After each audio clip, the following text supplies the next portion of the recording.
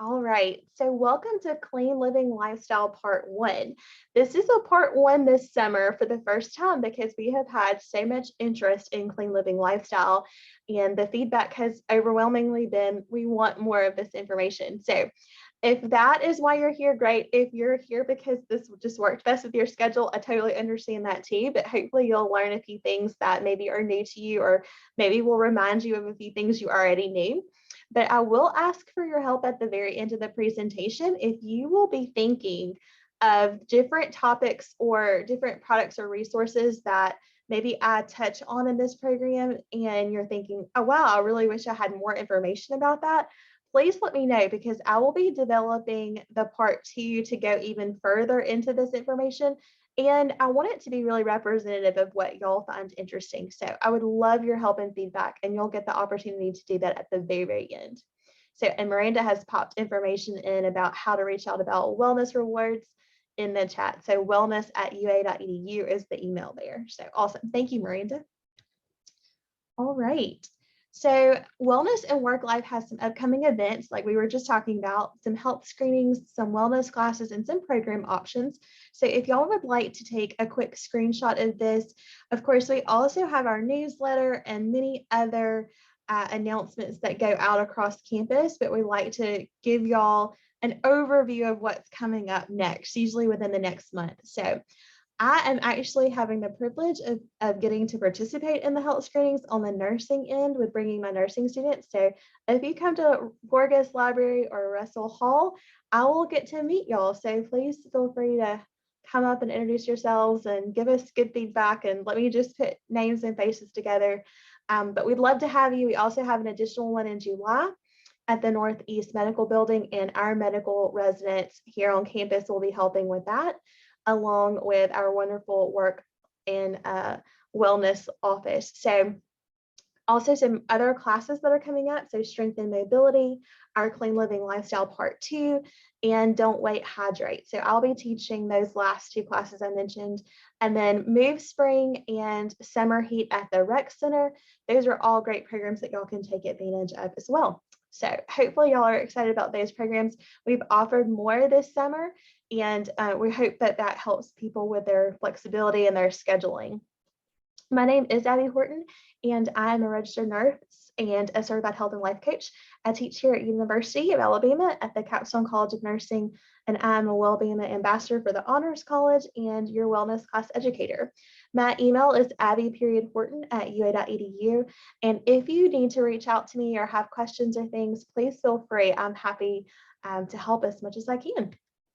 So our goals for today are to talk about the clean living lifestyle, what that means, how it is important to your overall health and wellness, and what the impact of clean living lifestyle really is for you, and then to learn specific strategies to adopt a clean living lifestyle. And it definitely is something that you have to do in bite-sized pieces. You can't go from a conventional lifestyle where you're eating, the modern American diet or the standard American diet, the SAD or the MAD diet, as we say, and using all conventional, cleaning products and things, medications, what have you, and then completely go to a cleaner lifestyle overnight. That is such a difficult thing to do. And so we want to really give you baby steps to really start to implement this. And I'll even share some of my own journey with implementing different greener, cleaner options. So the disclaimer for this presentation is that this is just for educational purposes only. Nothing that we do here is, constituting medical advice. We always encourage you to reach out to your primary care provider and focus on what you can control, because a lot of times when we hear new information, it can be overwhelming and we can feel like we just need to throw everything out and start over. And that's not logistically feasible or financially possible for most of us, myself included. And so it's just about creating awareness around where we want to make changes and start to take those little baby steps toward a cleaner, greener, healthier lifestyle. Take what resonates with you, leave the rest. Don't let it overwhelm you. Take those baby steps, because small progress is still progress. If y'all follow Laura Casey, she is a well-known influencer in the goal-setting world, and she always says, small progress is still progress. And then reach out if you do have questions, because when you start a journey like this, you definitely need other people who are a little further along to help you kind of interpret what, these different, terms and these different products and things will mean. So clean living defined is really about a lifestyle that focuses on intentional, healthy choices in your diet, your lifestyle, and your cleaning products. And so I want y'all to think about areas where you would want to make choices that may be a little healthier for you. So the mindset around this is so important because, again, we can have an all or nothing mindset. I'm often guilty of that. That's just how I'm hardwired. And so to me, having a mindset is when it's being open to a clean lifestyle, a greener lifestyle, but two, it's also knowing that you can only do so much and you have to really do what you can with what you have. And so educating yourself obviously is the first step. Y'all are doing that today. Reading and researching on your own, that's so important because what I'm telling you is filtered through my own experiences and my expertise.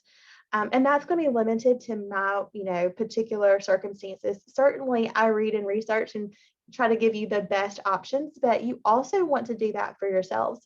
But I would just encourage you not to get stuck in, consuming, because so oftentimes we research and we read and we consume and we don't take action because we get stuck in that process. So just think about your consumption of new information versus, how much you're being active in producing with that. Really be kind to your brain and your budget by starting small and recognizing that you can't change this type of lifestyle overnight. For me, it took years. It took more than 1 year. It took years for me to be able to completely overhaul my lifestyle in my household with my young children. And so I'm going to tell you where you can get the most impact for your effort so that you can start there. And also keeping in mind, the feasibility in terms of, economics and finances and things like that. So we like to say ditching and switching. So ditching a product that's not as healthy for you and switching to a better one. So just pick one habit, one product at a time so that you aren't becoming overwhelmed. Giving yourself grace during the process and making intentional choices, because there are some things that are really just important to us as humans. And so it's okay if you decide that you want the Chick-fil-A Coke, but you want to make sure that you're making that choice intentionally and that it's something that you're treating yourself with, that you're not cheating per se, you're not having a relapse or something, that you're just truly, choosing intentionally to treat yourself. And so I really like that mindset because we are human and we do want it to enjoy our life. And then clean living is really a journey. So it's never ending. You're always learning. You're always doing better once you know better. And there's always new products on the market. And so what, products we might recommend today, a year from now, there might be better, cleaner, healthier, more economically friendly options. So I hope that is a helpful primer for what we're talking about today. So the impacts of toxins is so important. And when we think about losing weight, which I think is probably everyone's, favorite health and wellness goal to say, that's probably the most popular thing. That's what people reach out to me about the most, is I need to lose weight and I'm having trouble. Well, insulin resistance and weight loss resistance are so common, even in people who haven't been formally diagnosed with diabetes or another disorder that would cause insulin or sugar or, carb intolerance. And so what I really want to focus on here is that so much of the reason why we feel better when we do lose weight is not just because of the gravity of, having less pounds on us, but it's also the impact of toxins, because most toxins that our body can't process, which our body is designed, our kidneys, our liver, it's designed to help us get rid of toxins. But sometimes we're feeding and consuming and exposing ourselves to so many toxins that our bodies can't process all of that. And so those toxins that don't get processed get stored in our adipose tissue.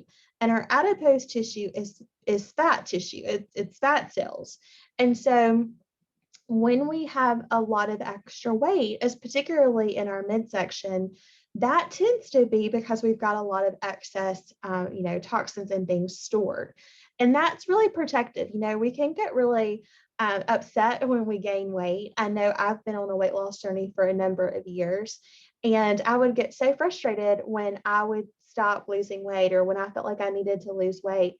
And I would get frustrated with my body for not cooperating on this latest, diet or exercise program.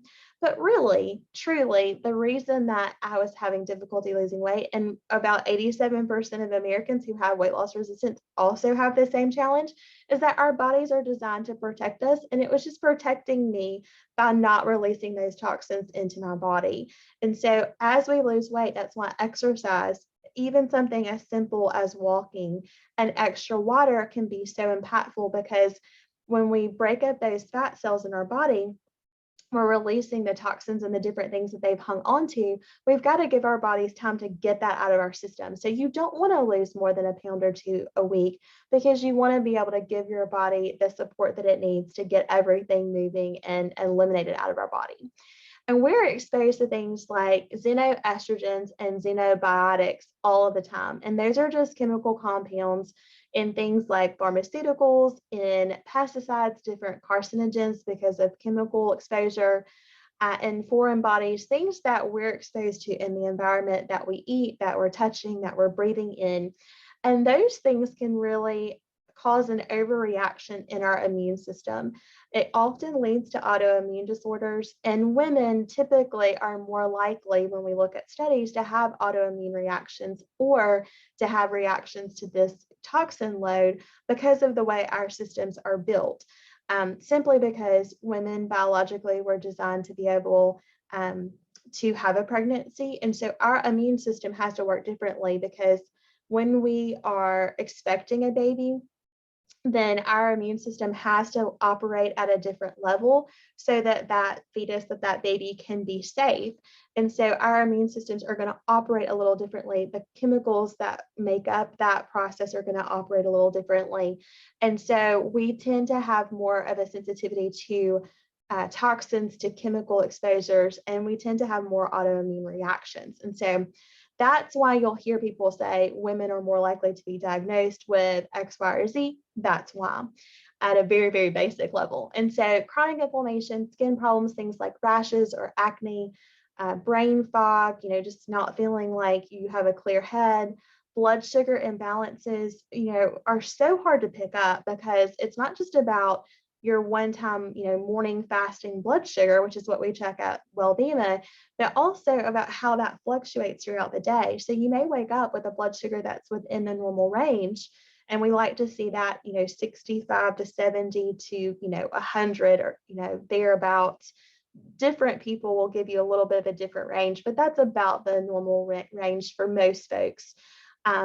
You can actually have spikes and things like hypoactive, or reactive glycemia, where you're actually having reactions throughout the day where your blood sugar spikes and then it drops. And so that variability throughout the day can cause a lot of challenges for you physically, but it also can cause challenges with anxiety, because your blood sugar being irregular and having that reactive hypoglycemia can really make you feel anxious, because your body's trying to signal that something's wrong. You also can experience things like, low mood or depression, usually related to that anxiety or that brain fog. You can have weight loss resistance, insulin resistance is a part of that, metabolic syndrome, something that we consider, persistent body odor. You can even have a film or coating on your tongue. You certainly can have thyroid problems, because that's really the engine of our bodies. It gives us all those good, kind of regulatory hormones and energy to fuel our bodies. And then achy muscles and joints. So that can be a challenge, especially if you're working out and you're not sure, am I achy because I'm working out, or am I really having a reaction? So those are some things to think about in terms of the toxins that we're exposed to.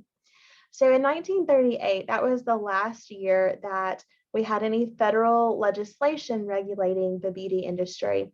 And I mention this not necessarily to promote Beauty Counter, but what I love about their company is that they are really trying to advocate for all companies, not just their particular company, but to regulate to get some new policies and new laws in place so that we do have more of a safeguard against the chemicals that are being used. And the 1970s thereabouts is where we started to see an onslaught of new chemicals being introduced. And, I think less than a tenth of the chemicals that we have on the market have actually been studied for long-term health impact. So that's something to really be considerate of. This is the Never list that Beauty Counter uses.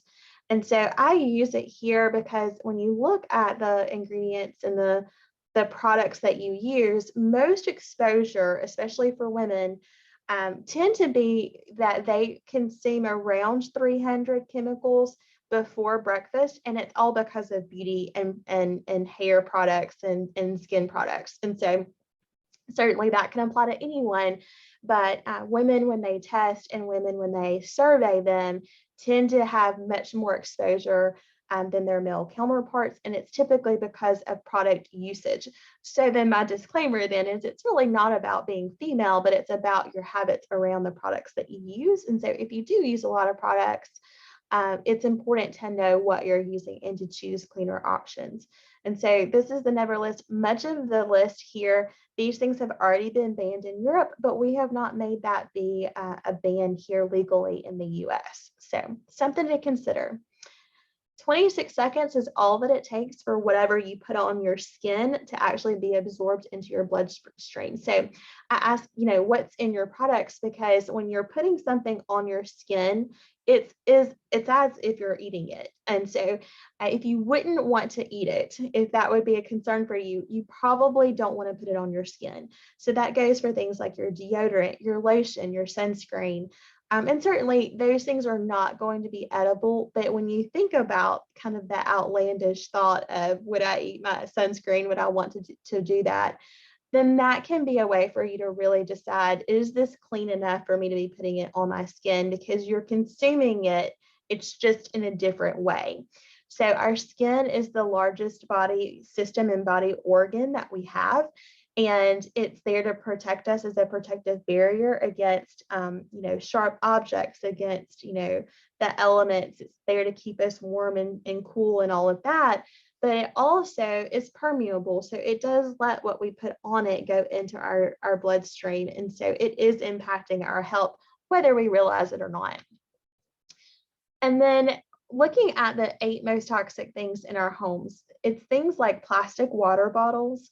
It's plastic food containers, especially food containers that people will heat up in the microwave. So, you never want to microwave plastic. You never want to microwave, things that but essentially are not glass, because then that could be leaching chemicals into your food as you heat it up. And most people would tell you to try to avoid the microwave in general. Now, I still have a microwave and I use it, but I use it cautiously. Carpets, because of the off-gassing of chemicals. Same thing with furniture, new mattresses. Those are going to be things that off-gas more. So if I were choosing, products, and I was really going to look at the furniture that I have, of making cleaner options for that, I would look in our bedrooms and our mattresses, our linens, the furniture in our bedrooms, because we're spending probably a lot of our time in our rooms asleep when we're at home. And so prioritizing that environment would probably be the best in terms of impact when you're making changes. Carpets aren't good for allergies. They're not good for off-gassing of chemicals. So that would be another one, replacing that with some type of hard surface. It doesn't have to be the most expensive wood flooring, but it could be something like vinyl. It could be tile. Those are all great options. Pizza boxes. So when we go pick up our pizza every Friday night, if y'all are a Friday pizza family like we are, those pizza boxes are coated with various chemicals to keep them sturdy and to keep the food as warm as it can be. So the construction of those boxes, there are chemicals in there that leach out into your pizza. Microwave popcorn has been known to be carcinogenic, especially depending on the brand that you use. So the old-fashioned popcorn makers that you can do either on the stove or in a standalone container would be much better than your traditional popcorn. And it's mostly because of the bag and the packaging that it's in. If y'all feel that coating on the microwave popcorn bags, those are chemicals that are going to leach into the popcorn when you heat them up. Hand sanitizer, this is always one that it's important to note, especially since we've had COVID and so many other health concerns over the past couple of years. A lot of people are using a lot of hand sanitizer.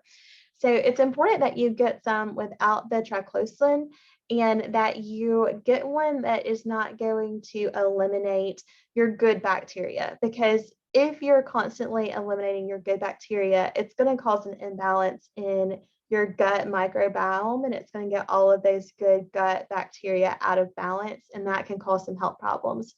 So look for a safer hand sanitizer option, a cleaner option. That would be a really good start too.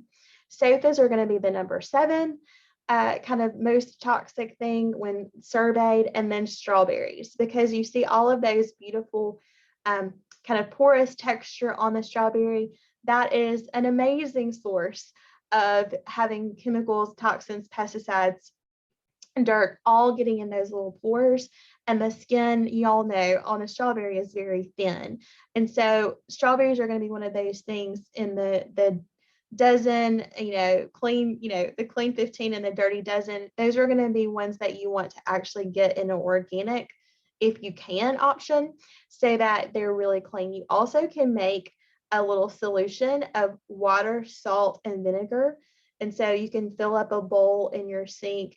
Sinks are actually, when they do the little kind of swabs to see what tests out, sinks are actually usually more germy and harbor more bacteria than actually, public restroom toilets. And so if that's a shock to you, it was to me when I learned that. So put a bowl in your sink, fill it up with water, and then put a couple of tablespoons of maybe apple cider vinegar, white vinegar, whatever you have on hand, and enough salt to make the water cloudy. And then put your fruits and vegetables in there to wash them off. You can do this as a prep, or you can do this when you're about to consume them. But you want to make sure that if you're going to do this process, that you store it where you have some paper towels in the container, and that you dry the fruit, because you can make it mold quicker if you don't dry it. So those are some ways that you can actually start to take care of your fruits and vegetables and eliminate some of those challenges. It's especially good technique to use if you can't afford all organic, which many of us can't. Then that's a good tip. It also gets rid of a lot of the dirt and things that you probably don't realize are there. If you've ever had that feeling of a waxy feel on an apple, that waxy feel is a lot of times chemical and pesticides that have accumulated. And when you wash them with a fruit and veggie spray or with the homemade solution I just mentioned, a lot of times that waxy feeling will actually come off, because it's just not a part of the apple itself. So that was also a surprising thing I learned in this health and wellness journey. So other toxins, things like, drinking soft drinks where you're getting exposed to tin and aluminum in your cans, fluoride toothpaste, which is very controversial, but if you follow biological dentists, they'll tell you that fluoride is actually not very helpful in terms of cavity prevention. And they have a lot of good alternatives for healthy toothpaste that are more beneficial and healthy for your teeth. So that's one that is very controversial, though. A traditional dentist is not going to tell you to eliminate fluoride, but do your research and make the best decision for yourselves. Diesel fuel or gasoline, always make sure that you don't stand at the pump when you're pumping your gas. I know with the gas prices, what they are today, we don't want to lose a drop of our gasoline, but try to watch from your mirrors in your car so that you're not inhaling that diesel fuel. PBA, everything says PBA free. In about 2007 or so, people started really noticing that PBA chemicals were harmful, and they started alternating and putting things like PVC or different chemical compounds. And what I call those are chemical cousins, because it's not PDA, which is an endocrine disruptor. It messes up our reproductive hormones and organs. It messes up our thyroid, interferes with all of those. Well, it's still a plastic, so it's a chemical cousin, and that's my term. Certainly, that is not a term you're going to see, but I say that because if you're getting PBA free, you're still getting probably exposed to chemicals that are doing the same thing. It's just those have not been tested yet. So try to opt for a metal water bottle that's a good quality, that's not going to cause any leaching of chemicals. Try to look for glass containers, things that you know are not going to be harmful. Lead in the paint, certainly we know about that. Mercury in our fish sources, chemicals in our, tobacco and nicotine products. And of course, now we have vapes and spices and all sorts of things that we can have exposure to in the chemicals there. Exhaust and pollution. Alcoholic drinks that do not have good quality alcohol can also be very sensitive for some people. It impacts us all, but we have a various, level and kind of range of where we're going to be most sensitive. So when you drink, definitely think about moderation and think about higher quality sources of alcohol. Pesticides. So even spraying in your home, or if you live in a rural community that has a lot of farmland, which many of us do in Alabama, be kind of cognizant of the pesticides. Everyone has different comfort levels with this. For us personally, we choose not to spray the inside of our house with pesticides because we have always had a lot of young children in our home, and you don't want them crawling around in that pesticide. But we do have them spray the outside. So, that's just something that works for our family, but you choose what's best for you. Flame retardants on sofas, and my favorite one to point out is flame retardants on kids' pajamas is something that is required in the US. But we don't really want our children sleeping in flame retardant pajamas. So if you go to certain stores, like for example, Target, they'll have special tags on their pajamas that mark whether they have extra flame retardants on there or not. So the closer to the skin the pajama fits, the more likely that it doesn't have those flame retardants on there. It's certainly not the extra ones, but specifically the law says that if it's not fitted to the child's skin, it has to have flame retardants, because if they've got a billowy, sleepwear or nightgown or something on, that's a risk for fire. And so that's why they have the extra chemicals there. So think about that in terms of your pajamas. Certainly dry cleaning has a lot of exposures there. So you want to make sure that when you pick up your dry cleaning, that you take them out of the plastic bag before you get home. You might even want to do it when you pick them up from the dry cleaners and let them air out so that the chemicals don't get trapped, because they come out of those chemical solutions, which is truly a dry clean. That's why it's called dry clean. It's not a wet process. So the chemicals get trapped into the garments, and then they immediately usually put the bag on there. So the bag is trapping those chemicals in there. So when you open them up, whether you realize it or not, you're getting that exposure. And then aluminum or parabens in different aerosol sprays. So if you have something that is aerosolized that you spray it, there's likely going to be chemical exposures there. And then the food and pesticides and chemicals that we use to preserve our foods and protect it from bugs. Definitely something to consider, especially because we really don't have seasons of being out of foods now, because we ship so much food in, especially from South America and Mexico, like our Latin American countries, that supply us with wonderful food and produce. Because it's being shipped so long, there are different things that are going to go into that preservation so that we can get those. Whereas before, 20 or 30 years ago, we just ate what was in season in the surrounding, states that we lived in. And then we just didn't have apples at some point. We didn't have bananas at some point. Well, now we have a global food supply chain, and we're going to see more chemicals being used to be able to make that shelf life last longer. So just another consideration. So like I mentioned, clean your food. This is the water solution with vinegar and sea salt that I mentioned.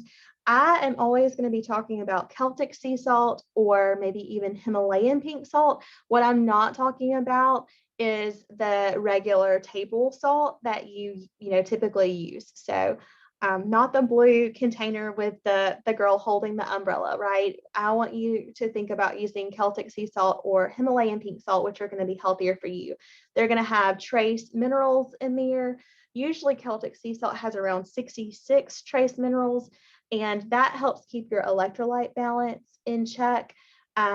Whereas the table salt is going to really kind of disrupt that balance. So you have to be careful about iodine and making sure that you're eating enough iodine and that you've got good thyroid health. So, make that decision based on your own health. Because a lot of times Celtic sea salt, Himalayan pink salt is not going to be fortified with that extra iodine. So something to consider. But fruits and vegetables can be soaked just like you see here in the photo. And then you're going to want to rinse with cold water, dry, and store. And funny enough, I actually learned this tip from my OBGYN when I was pregnant with my last pregnancy. So he was very much about advocating for a healthy and, kind of greener, cleaner lifestyle. And was one of the, many people who planted that seed for me. And that was over 10 years ago. My baby's turned 10 this Saturday. So this has really been a decade-long journey. So I want y'all to feel encouraged by that, because when I first started out, I thought I had to do everything overnight. And I just knew I couldn't do that. So I don't want y'all to be discouraged and think you have to. So think about downloading some apps to help you. There's one called Think Dirty, and you have the option to scan barcodes to be able to look at the products and see the rating. So typically they give you a 1 to 9 rating, and it uses the red, green, yellow light system of red. This is a product to avoid. Yellow, this is a product that you want to use in a limited source. And green, the product is okay. It sometimes will give you a can't rate rating because it may not know all of the ingredients in the product. And so there's something that we talk about a little bit later called greenwashing, where a product looks like it's going to be a good, healthy product, but in reality, it isn't. It's just being made to look like it's a healthier option. Mrs. Meyer's and some of those other more popular brands is a common one that rates really high on the Think Dirty app, and even the Environmental Working Group. They have an app called EWG. And that's another great one. They're both free.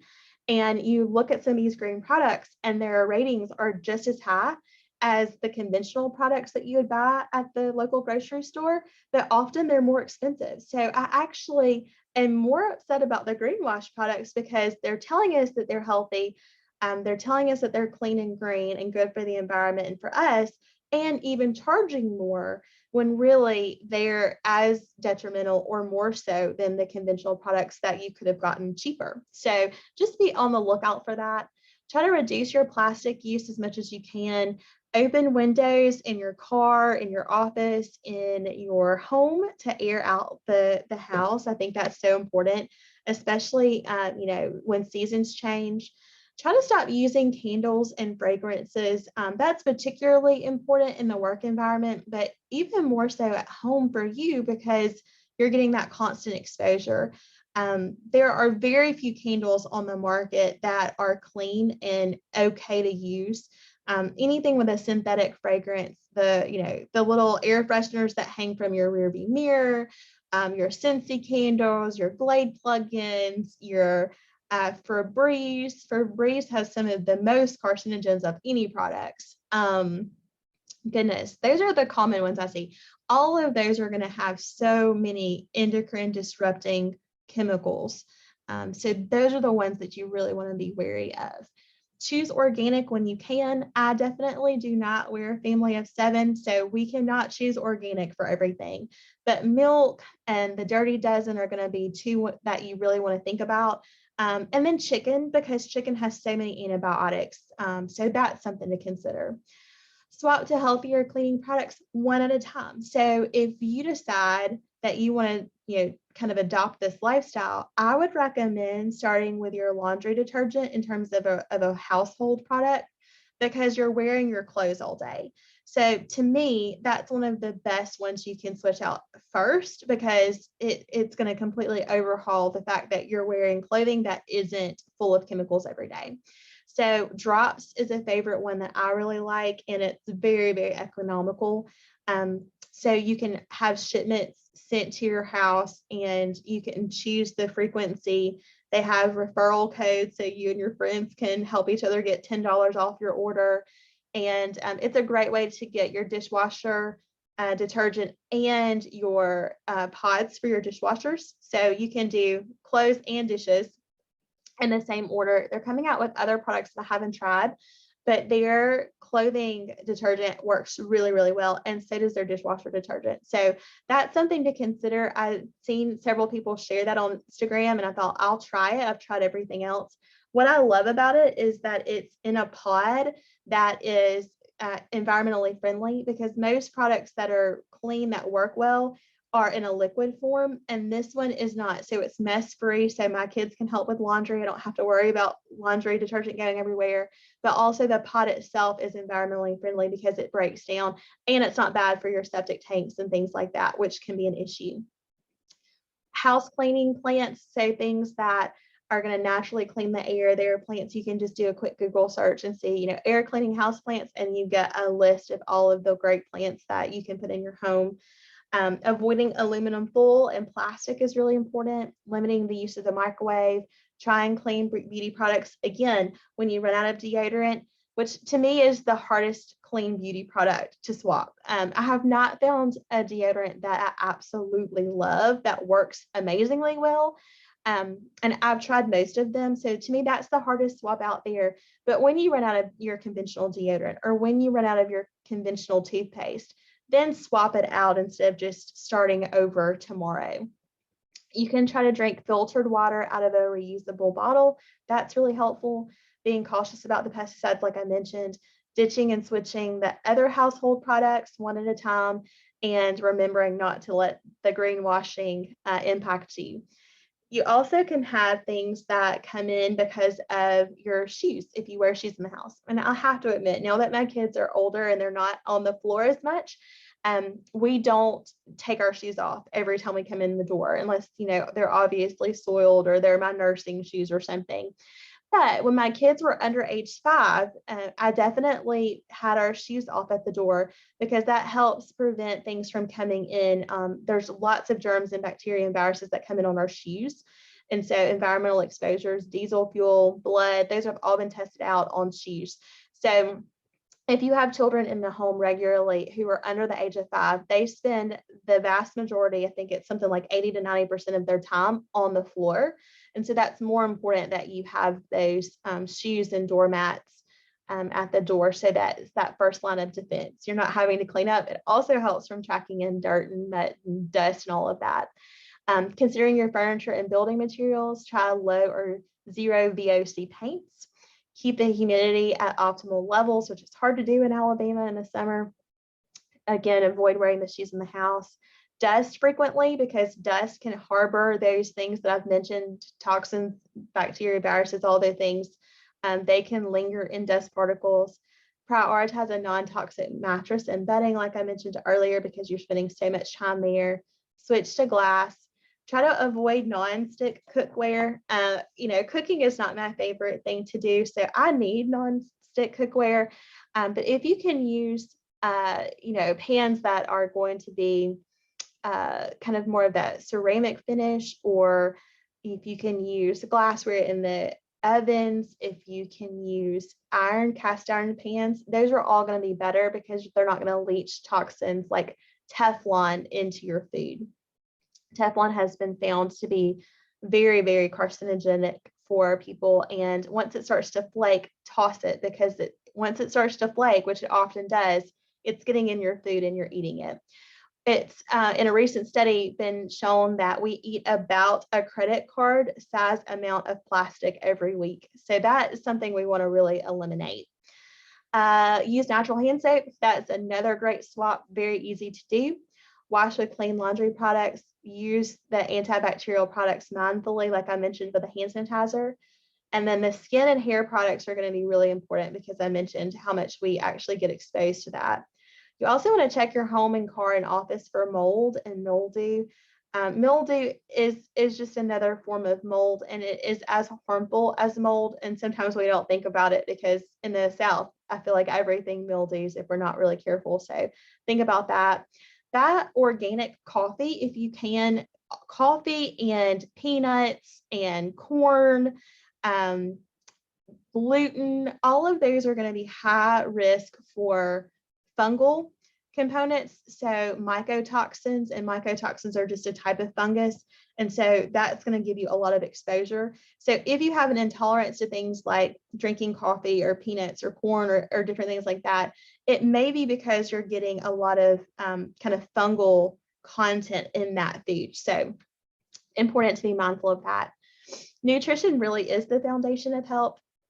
We always say food is medicine, and it truly is. So drinking your half your body weight in ounces of water a day, but typically no more than 100 ounces, or maybe at max 128, a gallon a day of filtered water is really helpful.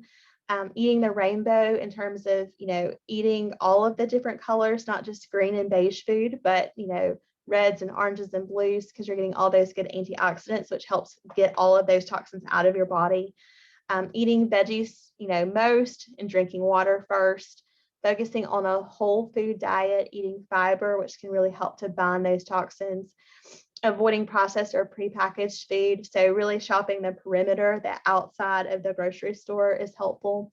Drinking your calories can look like a lot of different things, but you don't want to try to drink all of your calories in Cokes and coffees and teas. Think about water. Think about switching out your sugar substitute. The safer alternatives for sugar are going to be stevia first and Splenda second. Of course, we don't have a lot of long-term data about sugar alternatives, but we know that sugar is really not healthy for us. And so those are two options for you to try. Consider intermittent fasting. So we already fast when we sleep at night, so extending that window could be helpful. Limiting the sugar and the other inflammatory foods. So that's going to be gluten and dairy. That's going to be high mold content food like coffee, corn, peanuts. Most nuts could be inflammatory for some people, so checking those. Those are going to be the ones that you really want to think about. Tracking or keeping a food journal to notice if you have symptoms when you eat can be helpful. Thinking about eating and drinking in moderation. So I say most things in moderation. I try not to limit, a lot of things, because you want to enjoy your food.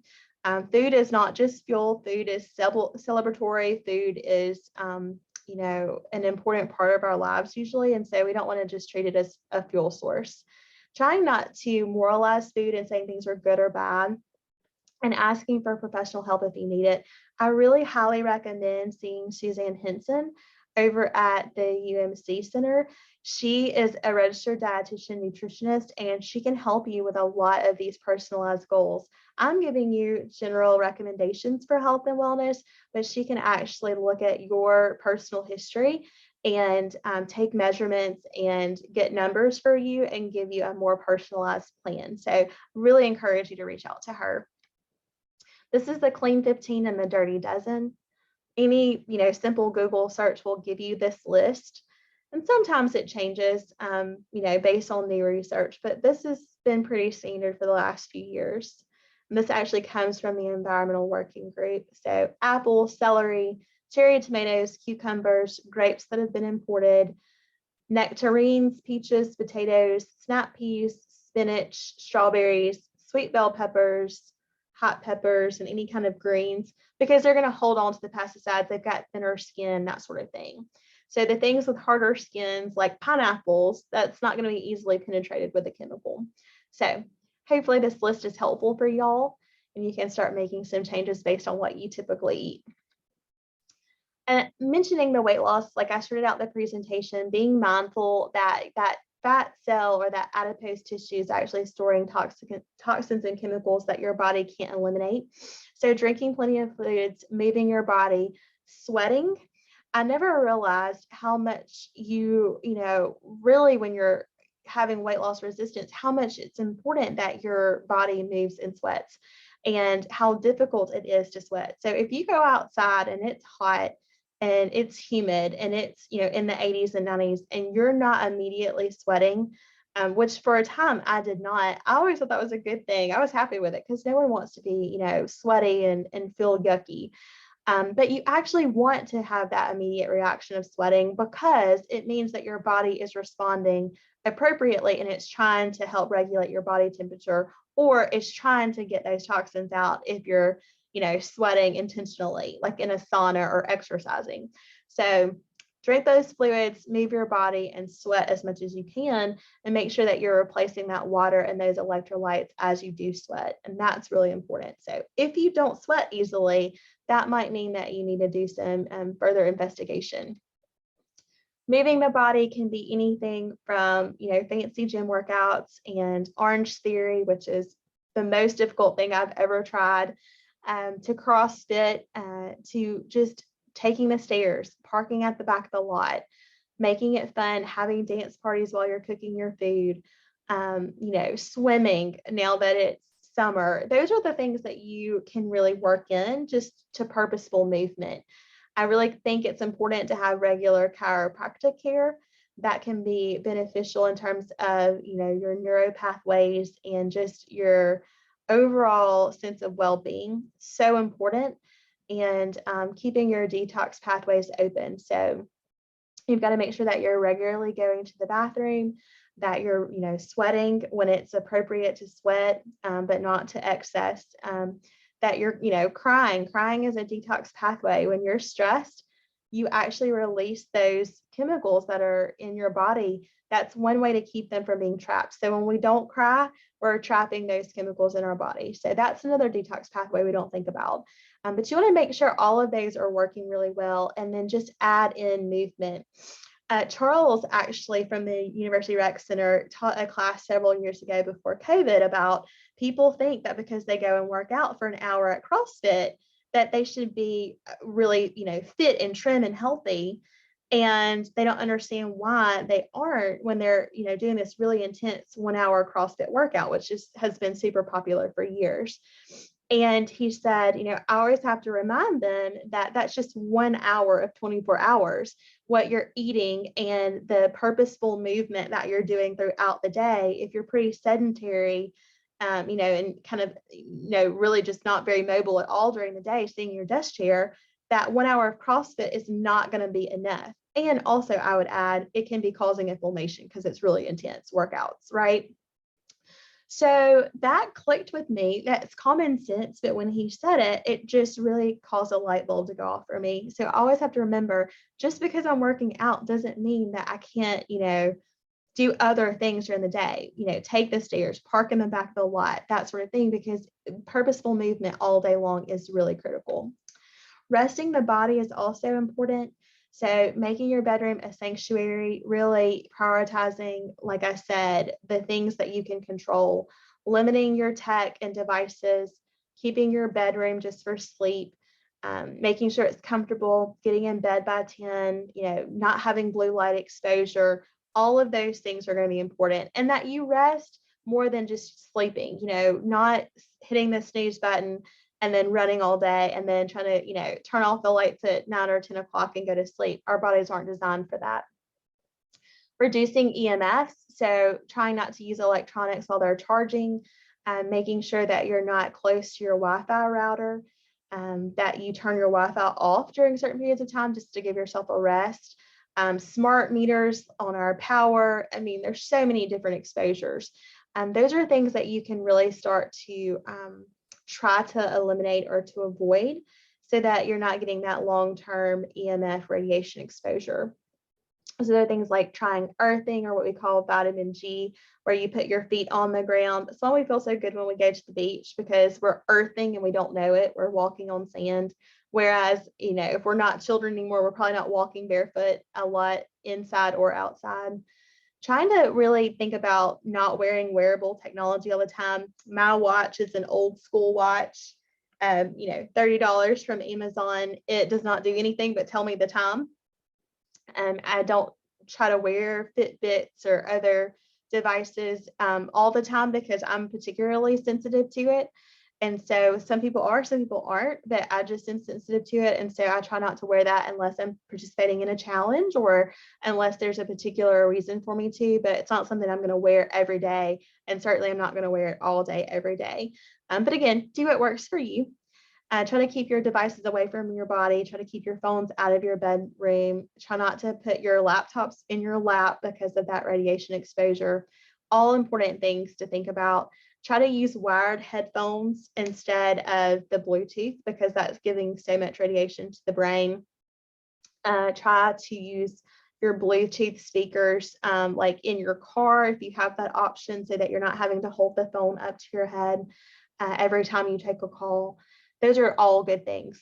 This is the greenwashing that I mentioned, so how you can spot it and what you can do about it. And so it's really important to advocate for truthful advertising. And so this is a way for you to actually get more information about how you spot greenwashing. And I'm planning to go in more detail in part 2. And so I just want to hit on all of this in case you don't come back, but we'll delve a little deeper next time. And really know your choices. This is the environmental working group. I did a screenshot so you could see what it looks like. I think sometimes when we see what we're going to be looking at, we're more likely to go and follow up. So this is a way for you to look on their website. They also have the app that I mentioned.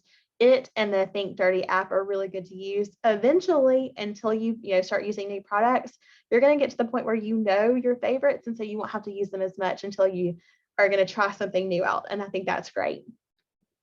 You want to rethink your choices in terms of consuming. So, refuse single-use items, try to reduce your consumption of disposable things, which they're convenience. And we do that sometimes, especially during the summer. We all get tired of washing dishes. I know I do. Reusing everything, refurbishing everything that you can, repairing it instead of replacing it. Repurposing different things is always fun. Kids are really good at doing that. We can learn a thing or two from them. Recycling as the last option, because right now it's still not super environmentally friendly, or cost financially is not there to be able to recycle everything. It's still costing a lot to do that, and an environmental impact is still suffering. So try not to just automatically recycle. See if you can do some of the other things. You also can regift. These are things I added here. Things that you can recover, resell, return, or let it rot. So let it actually decompose. That's another great one. The bureaucracy of needs, with apologies to Maslow. If you're ever in nursing school, you learn a lot about Maslow. We love him and his hierarchy of needs. But buy, make, thrift, swap, borrow, use what you have. So the foundation is you start from the bottom and you go up. So use what you have. If you can't use what you have, borrow it. If you can't borrow it, swap with someone or barter. If you can't swap, thrift. If you can't thrift, make. And if you can't make it, then buy it. So buying is not your first option. Here are some products to swap out. So these are some checklists that you can use. And again, you'll get a copy of the PowerPoint so you can use this as a checklist. And certainly this is not comprehensive. This is just where I would start. Some products that you can try. These are the drops pods that I mentioned for laundry and dishwasher. Branch basics are really good. Glass options for containers. Wool dryer balls that are 100% wool, no chemicals added, instead of dryer sheets. Those are very, very toxic. Loom deodorant is my current favorite deodorant. It's been the one that I've used the most, and it was designed by an OBGYN, so it has a lot of good protection there. Thieves toothpaste, another one that I'm really loving is called Risewell. And Risewell is the one that I would probably say to start with. It has a chemical compound that actually helps remineralize your teeth. So I would really recommend it. Hydro Flask is a great water bottle and very user-friendly and a safer option than plastic. This is the Beauty Counter makeup. This is their Flawless in 5 minutes. So they just have a handful of products and 5 minutes to do your makeup. Very good coverage and very similar to conventional products, but much less, in terms of chemical exposure. Good product swaps. So switching from this pan here to this one there. So no nonstick is the preference. Filtered water. Epsom salts is a really great detox for the water. If you're going to take a bath, that's a good one to add. Essential oils are always a favorite for me. Really thinking about organic tampons and pads and hygiene products is important, especially if you're using those monthly, if you're a young person. Celtic sea salt is here. Beauty Counter is another great sunscreen option. Also Goop. Goop has some good products there. Organic when you can, especially when it's cotton, because of how much pesticide is sprayed on there. Thrifting things, Dr. Bronner's. Shaving lotion is a really, really good one. and also their hand spray for their hand sanitizer. That's a favorite for me. And then some more information about ditching the toxic air fresheners, and some more resources here on clean living lifestyle. So pictures of the apps. Sift is one that actually looks at food ingredients more so than these other two, so that's another great option. And then these are two accounts on Instagram that have a lot of good information, especially Crunchy and Curious. And then I would love to have your feedback and input about the topics you would like for me to see or would like for me to do a little deeper dive into next time. So topics, products, or resources. What would you like for me to see really emphasized more this next time for part 2? Y'all want to go ahead and pop that in the chat? That would be awesome. I would love your feedback. And then I love this quote by Arthur Ashe that says, start where you are, use what you have, and do what you can. So important. We would love for you to connect on our social media channels, our website, Facebook, Instagram, and we have blog articles that I write and several other contributors write. And Miranda and Ashley and Carolyn do a phenomenal job of managing all of that. They are the Wellness and Work Life office. And I'll be happy to take any questions. I know that we're going to be possibly out at our time, so I'm happy to stay longer. If you don't have questions though, and you need to go on to your next thing, please feel free. You've gotten your credit for attendance. What about essential oils? Someone asked. Yes, I love essential oils. I have a few favorite brands.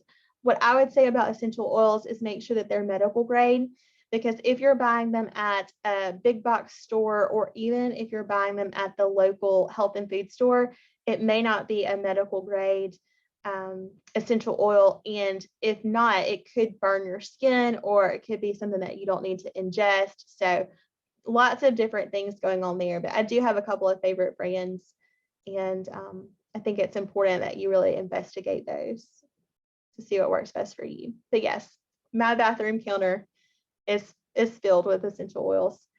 This recording will be available. Yes, absolutely. And I see that Miranda's typing an answer to that. Thank you, Miranda. This will be on the wellness.ua.edu site, and it will be converted to a YouTube video so that y'all can go back and share it with your friends and family and refer to it later. All right, so more specific products. Absolutely. Thank you, Dawn. Any topics, products, resources that you didn't hear me talk about or you'd like for me to cover more? Happy to see those. And if you have questions, please feel free to continue those as well. But thank you for all of the thank yous.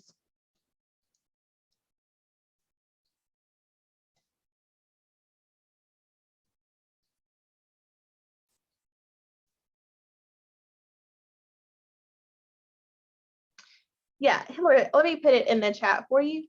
You can go to wellness.ua.edu, and let me change this so everyone can see it. And if you go there, you can see the archived webinars and also the class descriptions for the upcoming classes. Just go to archived webinars and you'll see the video there. It'll be there in a couple of days. You're welcome. More specific products? Sure, I'll be happy to. Are there any categories or products that you're thinking about? If so, you're welcome to put them in the chat or send an email, but I'll just pull some more of my favorites.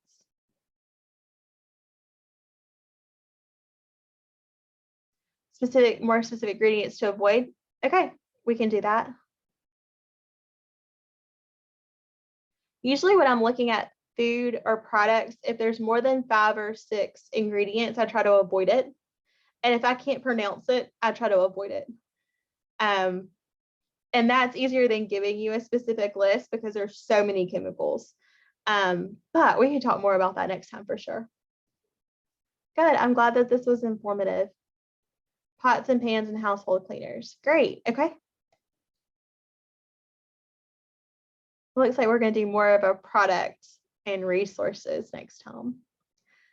All right, well, feel free to keep putting in your comments or questions. I see that it's just at over 1 o'clock. And so we'll go ahead and close out our time together for those of you that are staying on to the end, so that you don't miss anything. I don't want y'all to be late to your next event, but I'm happy to stay and answer any questions that you might have, or receive the feedback that you have for me. Always feel free to reach out. My email is right here on this slide. So if anything that y'all have in terms of questions or have suggestions, please feel free to share those as well.